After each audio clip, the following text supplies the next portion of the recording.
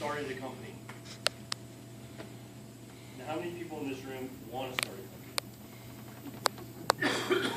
So that's probably like 80% are either entrepreneurs or want to be entrepreneurs. This is, so I'm 43 years old. I've been in the same industry for 21 years, which is embarrassing to admit. And I'm just getting old.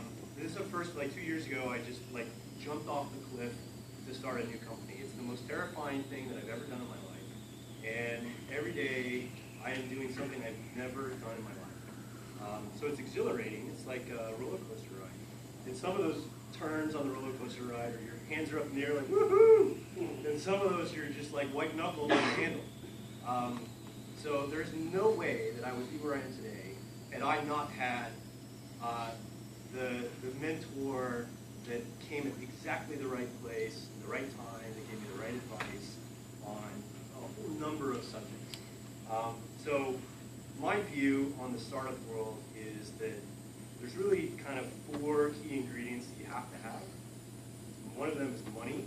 You need some way to fund your thing. And you can do that by bootstrapping, you can do that by raising money, you can do that by grants. There's a whole range of financing options. And we can argue about whether or not Florida's getting its fair share. There's, I need to like get some space, which is actually a major problem for startups because like no conventional real estate guy is going to lease me space because I've got no money, and I certainly have no like financial records that I can show, any of that kind of stuff. Can't get a loan from a bank. You need people. The good news is that there's a lot of talent in this industry that's in our space and adjacent spaces. And the third thing is you just need guys that are going to tell you, people I should say, that are going to give you the advice that when you need it the most. And so on my journey through this process, there were a couple people that played really key instrumental roles along the way, and I'll call them out by name. 2 of those guys are Arsenal Venture Partners up in Winter Park, Jason Rothenberg and John Turbevich. And the connection to John Turbevich was, I was hanging out with my buddy, literally like drinking beers in his backyard, and I told him I was starting up, and he's like, oh, you should talk to my friend, I own a boat with him. And I think he does something in venture, and that was John Turbevich. And so I had a phone call with him, and they were very, very helpful. They ended up providing some space in their office that I sat in while I was sort of generating my business plan and my pitch. They reviewed my pitch.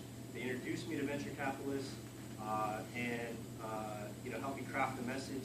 And I went out and I raised $3 million that was formative to starting my company. Along the way, I needed a lawyer. I reached out to a friend, Susie Spang, who at the time was in DC.